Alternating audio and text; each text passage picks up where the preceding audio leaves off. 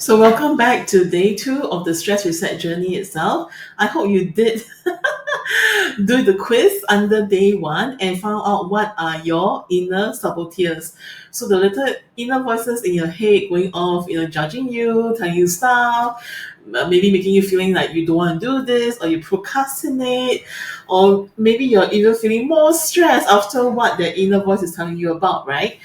Do you ever have people in your life telling you things like when you're stressed, okay, telling you things like, um, it's okay lah, you just think positive can already and everything will be okay. Or something else like, it's okay, don't think so much, just cool down, it's gonna be okay, just cool down.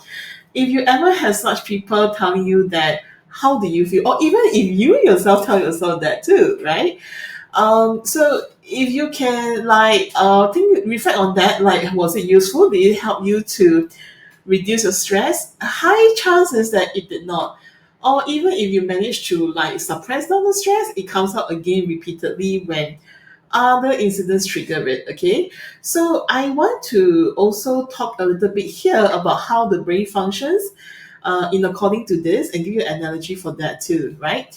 So whenever we are stressed, this is where our left brain is like very triggered and going off like, okay, what's happening? Why you do? What's that person like that? Why are you like that? And all that stuff, right? So the analogy is like you have put your hand on the hot stove.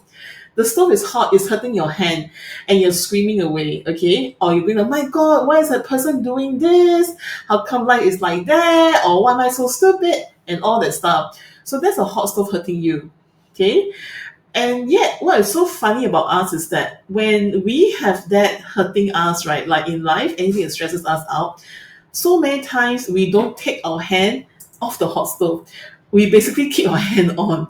And that's because our inner saboteurs inside is actually getting us to stay on that, right? So if you have found that telling yourself think positive or to suppress on that feeling and all that, it doesn't quite work, I'm going to show you a quick exercise that you can do anytime you catch yourself feeling stressed. All right.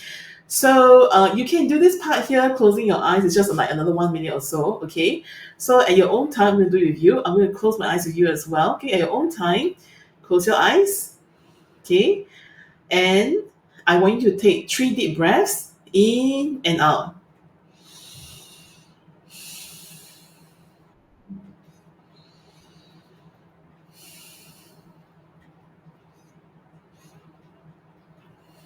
Okay.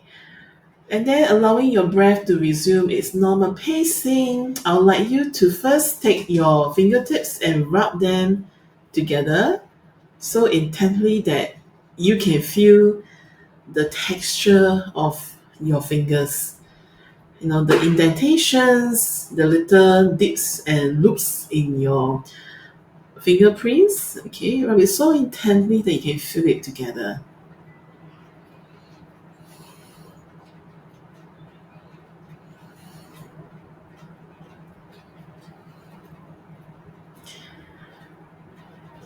And the next thing is that I want you to use your ears and listen for the furthest sound you can hear.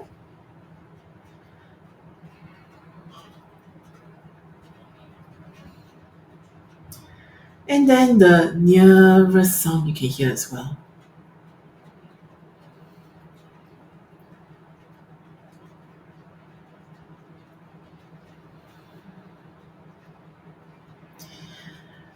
And lastly, I want you to observe the temperature of the air going in your nostrils as you breathe in, and the temperature of air going out of your nostrils as you breathe out.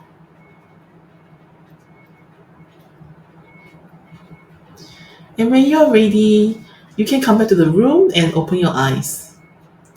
Okay, so that's one exercise that you can do to reset your stress barometer. Okay, so anytime if you feel stress, get yourself to a quiet corner. Just spend about 1 minute doing this. You can definitely notice that before and after doing this exercise, how you feel. And I'm going to explain a little bit about the neuroscience behind that. When your left brain is all fired up and triggered and it's going like, what's happening here? All that stuff, right? And all of your inner saboteurs is like squealing at you, telling you do this, don't do that, whatever stuff. The simplest way to help it to calm down, okay, so that your right brain, the right brain of creativity, of innovation, of curiosity, and all that good stuff can take over, is to do an exercise that involve one physical sense at a time. So, which means that, like in the previous one that we did, it was actually involving your sense of hearing and also your kinesthetic, so your sense of touch. Yeah, you can also do one for visual. You can do one visual with your eyes open, and I'll teach you that in another day's reset. But this is very good when you are feeling anxious, you are feeling yourself like fluttering all over the place. This helps you to calm down. Okay, if you feel that doing a minute of this, you don't feel much of a change, you're always welcome to do more of it. Yeah. So for today's reflection prompt is that I'm asking you to do one of this exercise, right? In today's activity, and then note how do you feel before it and after it. At the same time, for this video, I'm going to link the actual audio recording for this, so with my voice going through the same exercise as well. So it's easier for you to do it, with your eyes closed, and if you prefer, with your phone or computer, like it's not video, it's not just audio talking to you. Yeah, you can use that. You can use the video. It's up to you. Okay, but like write back or reflect back about how you feel before and after this exercise.